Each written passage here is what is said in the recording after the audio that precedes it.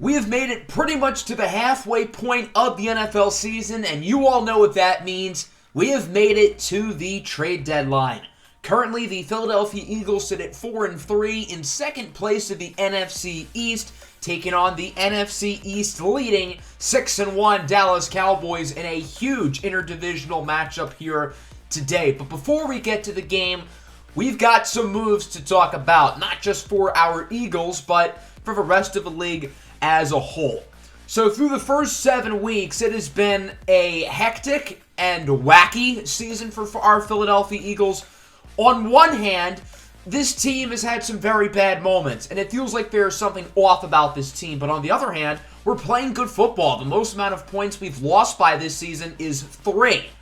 Now, there are some question marks that we're hopefully going to look to address on offense, and then the defense as well has been very inconsistent throughout the season. The problem with the defense, though, is there aren't really any holes on paper. I don't think we can really upgrade here at the trade deadline. So why is the defense performing poorly? So my thought is maybe it's the coaching. I think Robert Saleh is a fantastic defensive coordinator. He was great last season. But I don't know what the deal has been this year, and I don't think our players are bad. The defense as a whole is just bad. So I feel like in response, this might feel a little bit desperate, but we're going to fire Robert Saleh. That's going to be our big move on defense today.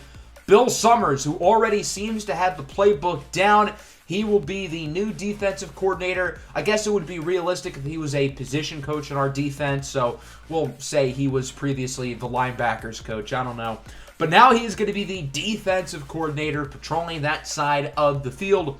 So now that I think we've got the defense sorted out, hopefully that'll be the move to do it, I do want to improve the offense a little bit. Of course, the quarterback play has been shaky. Xander Vanderwall has been up and down. A lot of people want us to upgrade the quarterback position, and I get it, but there's nobody on the market who's better than him. I think where we can really upgrade is guard, and there are a lot of options. The two who I think make the most sense for us is Eric Flowers from the Chargers and Jalen Mayfield from the Atlanta Falcons. I think Flowers makes a little bit more sense. He's 30 years old, and he's not really going to cost us a whole lot. He's having a fantastic season this year with the Chargers, who are, I believe, 2-5. Not to mention he's on the final year of his contract, so it's not a long-term investment. And they have Trayshawn Ridley, who they drafted in the second round this past season, so they don't really need Eric Flowers. So this is the deal I've come up with. We're going to send Noah Igbenogany to the Chargers. We signed Igbenogany in the offseason, but we just don't really need him because we have so much talent in the secondary. So he is headed to the Chargers along with a 7th rounder for Eric Flowers and a 4th rounder. So we are going up in draft picks because I think Igbenogany is a more valuable player. While we're on the subject of the secondary, another player we don't really need is Jeremiah Nnabuke, who I think had a pretty good rookie season but hasn't been able to see the field with us adding safeties with Joko Nwosu and Edmund Orient in the past couple of drafts. So we're going to send Nnabuke to Seattle for pass rusher Apelu Tuiasosopo. Tuiasosopo hasn't really gotten a chance to play in Seattle, and with our defensive line seemingly always banged up, I want to find more players I trust as possible rotational edge rushers. So we're going to add Tuiasosopo along with Eric Flowers. We also got a late-round draft pick in the trade with Seattle. So not necessarily groundbreaking moves, but I think they're small moves that are going to help us out. And we added some draft picks. We pretty much traded in a 7th for a 4th and a 6th. We added 2 players we need, and we lost 2 players who we don't really need.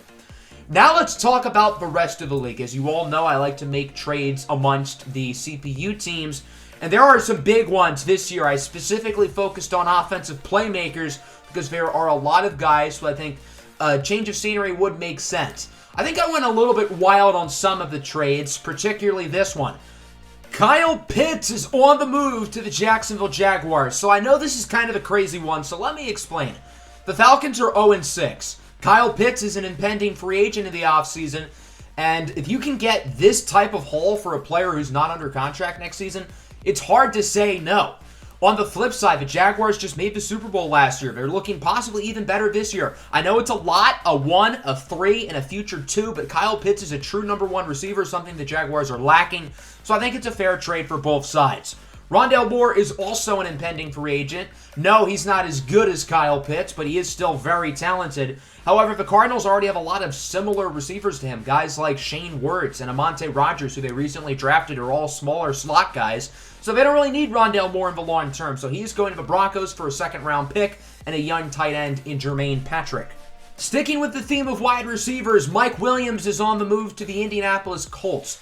A Mike Williams trade has felt kind of inevitable for a while. The Chargers have dished a ton of assets into the wide receiver position, signing Devontae Adams, drafting King Carver and Tyrell Tutt in the first round, and they still have Keenan Allen. Mike Williams has played fantastic this season, so he is going to be worth quite a bit. 2 third-round picks. I think it is worth it for the Colts, who want to add a true number 1 receiver for their young quarterback, Malachi Madison. So now you have Michael Pittman on one side, Mike Williams on the other. That's a nice duo. The Seattle Seahawks are quite bad, and Chris Godwin kind of feels checked out, and I think a new change of scenery on a contender would do him well. So Chris Godwin is on the move to the team we played last week, the Pittsburgh Steelers, adding another weapon to the offense. The Seahawks will be pretty much moving up. They're trading their second rounder for Pittsburgh's first rounder, so that's probably about 10 picks upwards. They will also be getting defensive end Weme Omenma, who has superstar development, and he's only 24 years old, along with a 4th-round pick. So a 1, a 4, and a young defensive end for Chris Godwin in a second. I think it's a good value for the rebuilding Seahawks, and the Steelers add another great receiver. Stephon Gilmore is headed to the Texans for a 3 and a 6. The Texans have been very good every single season in this series. I don't know how. This season, no different. So now they add a true number 1 corner, and New England gets some value for an older player who is still really good, by the way. Gilmore had a Defensive Player of the Year type season last year. The Denver Broncos are going completely all in. They got Rondale Moore earlier today. Now they're going to get Cameron Jordan for a 4 and a 6. The Broncos clearly want to win with Aaron Rodgers at quarterback. Rodgers is 40 years old. He's not getting any younger. So clearly they are committed to winning a Super Bowl this season. Curious to see how it works out for them. Brandon Scherf and a 6th-round pick going to the Packers for a 3rd. The Green Bay Packers have been one of the biggest surprises in the NFL this season. Jordan Love has been fantastic. Now they're giving him some protection.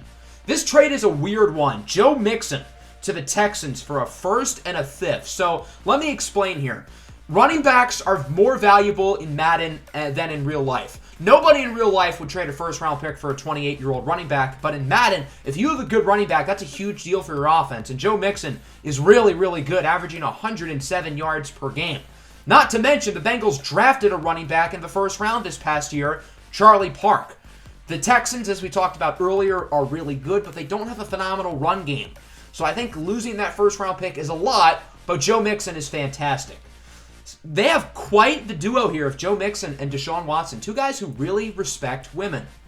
So the Texans do have DeAndre Swift already. Swift has had a bad season. That's why the Texans made that move for Joe Mixon. They can still get some value for Swift, however. So he is on the move to the Dolphins along with a 7th for a 3rd-rounder via the Kansas City Chiefs in the Jalen Waddle trade last season. I also want to point out that I totally called Tyreek Hill going to the Miami Dolphins, so just a nice little pat on the back for myself there. But there you go. Those are all the moves. No shortage of craziness throughout the NFL. Star players on offense like Joe Mixon, Chris Godwin, Mike Williams, Kyle Pitts, amongst others, have been traded. Numerous 1st-round picks were dished out today. The Seattle Seahawks now have 2 1st-round picks this year. The Falcons now have 2 1st-round picks. And the Bengals now have 2 1st-round picks. So those teams all have certainly an army of draft picks and are going to have an opportunity to make some noise this offseason. Let's now talk about today's game. We do have a breakout challenge for linebacker Isaiah Simmons, who currently is superstar development. We can get him up to superstar X Factor. I think the most realistic way we get him there is with 3 tackles for loss. I don't think he's going to get 3 sacks. I don't think he's going to get 3 picks. And I don't think we're going to limit them to 150 yards on offense. Isaiah Simmons has gotten better every week. It took him a little bit to get acclimated, but he has really played well as of recent. He did get 3 tackles for loss last week against the Steelers, so if he does that again, he'll move up to Superstar X Factor. We have a press conference here about running back Ezekiel Elliott, and I am going to praise him. I don't want to challenge him. I don't want to talk smack because I don't want to give the Cowboys an extra chip on their shoulder. I want them to feel confident coming into this game thinking they're hot stuff with Dak and Zeke. We want them to feel like they're dem boys and they are in control of the division and they're not ready for what's going to hit them today. We need to win this game. We need to get some momentum going into the bye week, and it is going to be a challenge. The Dallas Cowboys are 6-1. I think it's fair to say they're the best team in the NFL. They won the Super Bowl last year. They made the Super Bowl the year before and lost. This is a loaded Dallas Cowboys team head to toe, and it would certainly be nice here to beat the defending champs on our home soil against these fans who absolutely despise the Dallas Cowboys. So as we know, it has been a rocky season here for the Philadelphia Eagles at 4-3. The Eagles were still buyers at the deadline, acquiring Apelu Tuiasosopo and Eric Flowers. The Cowboys did not make any moves, largely because their roster is already really good, but also because they have no cap space. Otherwise, I'm sure they would have, because they're the Cowboys. So Dallas opens up on offense. First play from scrimmage, it's CeeDee Lamb who gets popped by Joko Unwosu, but not before a gain of 15 yards. That'll move the chains for a Dallas first down. Of course, the Eagles have a new defensive coordinator. Bill Summers is now in charge of the defensive unit, with Robert Saleh getting fired this past week, as now it's Amari Cooper who brings it to the 44-yard line. Good start here for Dallas. Both of their elite receivers getting involved early and often. From the 44-yard line, first down, Dak will hand it off for Zeke. No, it's a play-action fake, and Dak is sacked. Bobby Wagner is the one in the backfield. Wagner hasn't played as well this year as he did last year, but I guess that makes sense. He is 34 years old, so I guess regression is kind of to be expected. 3rd and 8 now. Prescott goes short. It's called in by Ezekiel Elliott. He does not get the first down. Nice tackle there by the rookie Edmund Orient, who also has steadily improved each week. 4th and 3 from the 36. The Cowboys are sort of in no man's land, so they're going to be aggressive here and go for it. Dak Prescott goes short up the middle for CeeDee Lamb, who gets 5 yards. That's all he needs to keep the drive going for a Dallas Cowboys first down. 2nd and 10 now from the 30. A good start to this drive here for Dallas. It looks like the Eagles defense hasn't made any changes at defensive coordinator with how they're playing so far, as Dalton Schultz brings it to the 12.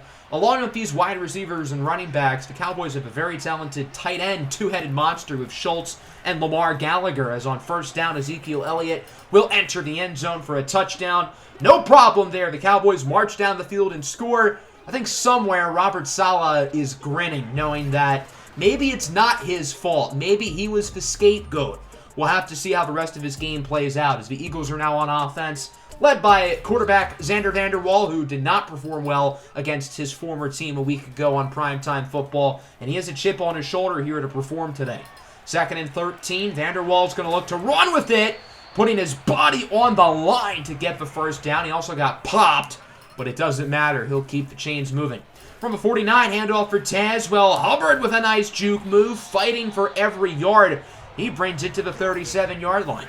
Tazwell Hubbard has certainly taken a leap up. He was very good as a rookie last year, but here in his second season, he definitely looks like an even better player. 2nd and 11. Nice move by Devontae Smith to get away from the defensive back and bring it to the 15-yard line. Then 2nd and 10. Vanderwall looking back for Smith, who makes an excellent catch, keeping both feet in bounds for the touchdown. And the Philadelphia Eagles are on the board. So they march down the field and score. And now Dallas has it. It's a big 3rd and 1. Handoff for Zeke. Breaks the tackle from Simmons, but is still wrapped up by Joko Unwosu. So the Eagles defense forces a 3 and out. That'll mean Dallas has to punt it. A big drive there for the Eagles defense. They knew they needed to get some momentum. As that concludes the first quarter, 7-7. Our score, neither side is broken away up to this point. We'll see what the Eagles can do here with the ball, looking to take their first lead of the ball game. 3rd and 5. Vanderwall goes short for J.T. DeMarco, who trucks the defender and gets the first down. A great play there by the rookie J.T. DeMarco, and the Eagles are moving it nicely down the field. 3rd and 6. Vanderwall under pressure. Incomplete. He misses his target, trying to get it to Rosemont St. Clair. And we're going to see the field goal team come out. A 35-yard chip shot here for Zebediah Phoenix II, who has been fantastic this season. Knocks it down the middle. And so the Eagles are now up 7-10. Philadelphia's offense is looking pretty good so far. They're running it well. They're passing it pretty well. And now Dallas has it back, trailing for the first time today as Amari Cooper is open down the field, wrapped up by C.J. Thomas at the 44. The Dallas offense looks quick to respond after a poor possession on the previous drive. First down now. Prescott up the middle. Connects again with CeeDee Lamb. I think Edmund Orient really could have made a play on the ball there. He wasn't able to flick his hips quick enough. And the Cowboys now have it at the 12 as they're continuing to move it down the field. 3rd and 7. A screen for Ezekiel Elliott, and he is stopped. Nice tackles there. It looked like Elliott Simmons and Thomas were all there to bring him down. So it looks like Dallas will have to send out the field goal unit. It's Joey Sly to take the lead. Sly not known for his accuracy, but he does pin that one down the middle. And so the Cowboys answer with a field goal of their own, and we are knotted up at 10. So now the Eagles have the ball back with about a minute to go in good field position with an opportunity to take the lead before halftime. Vanderwall scrambling, he's picked off. Trayvon Diggs with the interception, and Dallas forces a turnover. I don't think that was a bad read by Vanderwall. It did look like Devontae Smith was open, but the pass was underthrown. So Trayvon Diggs is gifted another easy interception, and Dallas gets it back, but not for long as Dak's pass is incomplete. Good pressure there by the Eagles' defensive line, and they get it right back as it's a 3rd and 10 from the 13. Play action fake. Vanderwall trying to escape from the pressure. He is unsuccessful, getting sacked on the play, so that'll force a punt, and the Cowboys are going to get it back with really good field position. With only 7 seconds to go, they could go short and go for the field goal or the Hail Mary, and it is going to be dumped off to Zeke, who gets hit hard by Nwosu, but that might put Dallas in field goal range. They now have it at the 38-yard line. Certainly a doable kick from 55 yards out. Again, Sly is not known for his accuracy, but he does have a lot of leg power. And yeah, that's Joey Sly in a nutshell. It had the distance, but it was about probably, I would say, a good few thousand miles to the right, if I were to guess. So that will conclude the first half. 10-10 is our score. Still, neither side has really got momentum, and I don't think the Eagles are playing badly at all. We're hanging in there with one of the best teams in the NFL. Obviously, we're going to stick to trying to run the ball. The run game hasn't been all that spectacular so far, minus a few plays. And then on defense, our run defense has been fantastic. Ezekiel Elliott has done nothing today, but the pass defense needs to be a little bit better. So the Eagles open up on offense here. It's a 3rd and 10. Vanderwall under pressure, and he tries to get it to Keon, who drops it. The receivers haven't really done Vanderwall any favors when it comes to the drops. Now, had Keon caught that, it still wouldn't have been a first down, but still, point remains, the Eagles have had a few drops today. 2nd and 6, there's Chet Kucharski wide open, hit hard by Orient, but still a nice play there by the slot receiver Chet Kucharski, the 3rd-year pro out of the University of Westlake. 3rd and 11 now from the 31. Dak Prescott with time. He goes short for Kucharski. That was awfully close. If they're going to give it to him, they will. I don't think he got it at first glance, but of course the officials are going to be biased to the Dallas Cowboys because that's how they roll. 3rd and 10. Prescott incomplete. Good pass rush there by the Eagles. Dak Prescott has been very unimpressive today. He had a good first quarter, but since then, the Eagles' defense has really limited what he's been able to do. The Cowboys would kick a field goal, so it's now 13-10. Not that bad of a possession, though. The Eagles were able to get the stop. They're only down by 3. And now the offense has another chance to do some damage. On 1st down, Vanderwall launches a strike into the hands of Tykeem Keon, who's able to outrun Trayvon Diggs. That was a great throw by Vanderwall, despite being under a lot of pressure.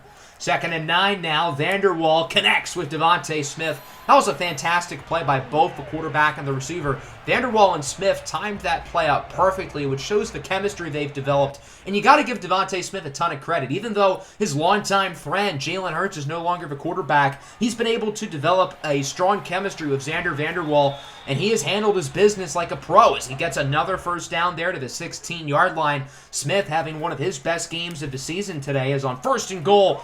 There's Rosemont St. Clair, high step into the end zone, and the Eagles are back on top. What a great drive by the passing attack. And we know Xander Vanderwall is very inconsistent. There are a lot of lows, but there are a lot of highs, and that drive was certainly one of the highs.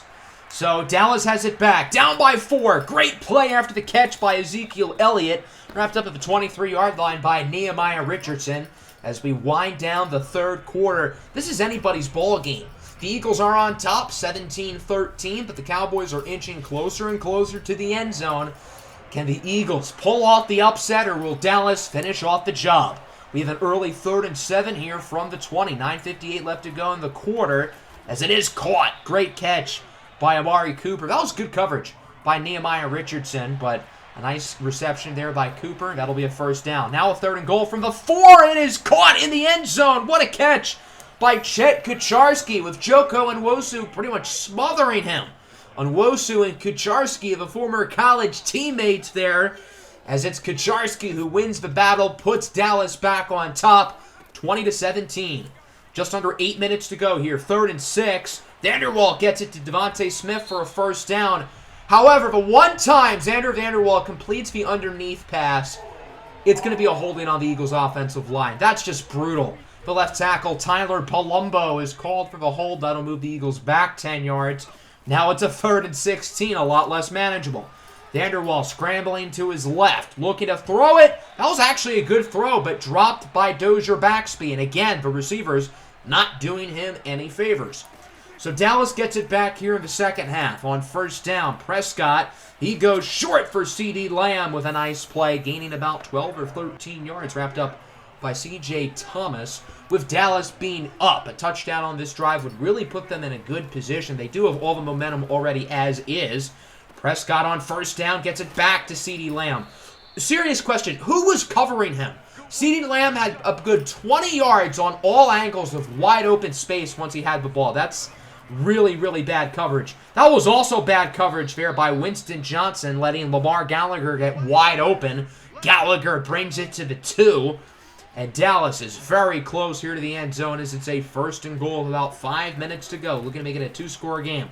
Prescott connects with the wide open man. It's Dalton Schultz for the touchdown.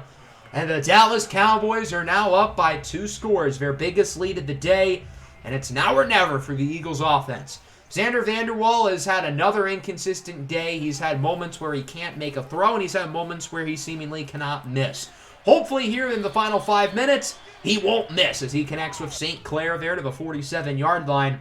Now at the 43 here, the Eagles have to move pretty quickly on this drive. They can't take up too much time as there's Hubbard with a great run down the sidelines. Runs out of bounds at the 15-yard line. A huge gain there for Tazwell Hubbard, getting about 28 yards, by far his longest run of the day. Now at the 1, the Eagles are about to punch it in. 2nd and goal, Devontae Smith wide open for the score. That's Smith's 2nd touchdown of the afternoon. And the Philadelphia Eagles are again within 1 score, 27-24. Now it's up to the defense to get a stop. And I think the Eagles defense hasn't been that bad today, particularly for run defense. And sure enough, I jinxed it. Ezekiel Elliott on the first play of the drive gets a first down. Eagles have to call timeout number 1. Philadelphia still has time. There's still 2.5 minutes. There's no reason to hit the panic button quite yet. As there's Dak Prescott sacked. What a play by Isaiah Simmons. That is Simmons' 3rd tackle for loss of the game, by the way, which means he will now have Superstar X Factor. Unfortunately, it comes with a catch. Josh Uche is injured. So now the Eagles are without their best 2 pass rushers, as Jabari Achebe got injured earlier in the game, as Achebe does pretty much every week now. 2nd and 15. Zeke loses 2, wrapped up by Wagner, and from there the Eagles would get the stop. So now they get it back here with 2:21 to go. Can Xander Vanderwall lead his team down the field for the win? And all the Eagles need is a field goal here to tie it. Touchdown wins it. 2nd and 10. Screen for St. Clair. He gets nothing. Stuffed behind the backfield for a loss of 1. Good pressure there by Micah Parsons as well. Now a 3rd and 10. Philadelphia still has 2 timeouts at their disposal as Vanderwall misses the throw for Devontae Smith. He had Tykeem Keon open too. Probably should have looked towards Keon. Now 4th and 10. Maybe for the ball game. The Eagles need to convert here. Xander Vanderwall looking to throw it, and he connects with Dozier Baxby for the first down. That was great coverage by the Cowboys secondary, but Baxby had enough room there with a good throw by Vanderwall to keep the drive going. From the 31 now, about 40 seconds. Downfield, it's Devontae Smith. He probably could have scored, but was stopped at the 1 on purpose. This is so the Eagles can chew more clock, just so Dallas does not get the ball back with much time. Look at the clock. There's only 10 seconds. The Eagles are letting it methodically drain down as on 1st and goal, Tazwell Hubbard scores the touchdown, and the Philadelphia Eagles are up with 6 seconds to go. A perfectly managed drive there by Xander Vanderwall, who let that clock tick pretty much until the end. And now the Cowboys are only going to have enough time here for 1 Hail Mary. Had Devontae Smith scored on the previous play, the Cowboys would have had about 30 seconds. And with all 3 timeouts, who knows? The Eagles just want to avoid as much funny business as possible. So now here's the Hail Mary for the ball game. Prescott sees it deep. It is going to be tipped and incomplete. Amari Cooper could have made a play there. He was in front of everybody and could have had it, but he does not come down with it, and there you go. The Philadelphia Eagles upset the Dallas Cowboys 37-21. Just making to see, y'all still dem boys? I don't think so. A big win here for the Philadelphia Eagles. We needed this one. We needed to get back in the division race, and that we do with a statement win against our arch rivals at home going into the bye week. We had to win this game. We could not go to the bye week 4-4 with Dallas again in week 10 on the schedule. So this was a super important game, and it wasn't pretty. We were down by 10 with 5 minutes to go. Normally, we're the team choking the big leads, but today, we were the ones who came back. I thought both quarterbacks were fine. Dak Prescott was pretty good. He wasn't great, but he was good. Xander Vanderwall as well. He was awful in the second quarter, but other than that, I think Vanderwall was pretty good for the most part. He was very good in the first quarter, and he was fantastic in the fourth quarter. If we can get fourth quarter Xander Vanderwall for a full game, that'd be great. Our run defense was fantastic. Our rushing offense was solid as well. Devontae Smith with a big game, 7 catches, 116 yards, and 2 touchdowns. He nearly had 3 touchdowns. CeeDee Lamb, Amari Cooper, Rosemont St. Clair, and Tykeem Keon were also standouts in the receiving game. Of course, Isaiah Simmons did finish with 3 tackles for loss and a sack, which, as we know, means he's going to get Superstar X Factor. As we take a look at the press conference here, our coach, Champ Britton, is talking about how we're going to sulk in glory, as we should, largely because of the fact that we do have a bye week, so we have extra time to reflect on this win. Now, Isaiah Simmons here says he didn't play well, and he's not getting Superstar X Factor. Well, that's wrong. The goal said we needed 3 tackles for loss, or that was one of the goals. He accomplished that. So since he completed the challenge, we are manually giving him Superstar X Factor. It's not cheating because he did get 3 tackles for loss, so therefore he deserves X Factor. Let me know what ability you think we should give him down below in the comments. I'm not really an expert with which abilities are the best ones.